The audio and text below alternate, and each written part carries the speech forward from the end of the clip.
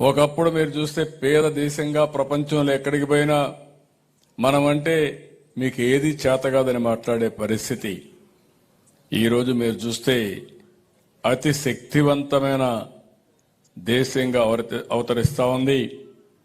11 సంవత్సరాలు నరేంద్ర మోడీ గారి నాయకత్వంలో 11వ స్థానంలో ఉన్న ఆర్థిక వ్యవస్థ 4వ స్థానానికి వచ్చింది. 28కి 3వ స్థానానికి వస్తుంది. నిన్నే అమెరికా అధ్యక్షుడు మాట్లాడాడు, మంది డెడ్ ఎకానమీ అని.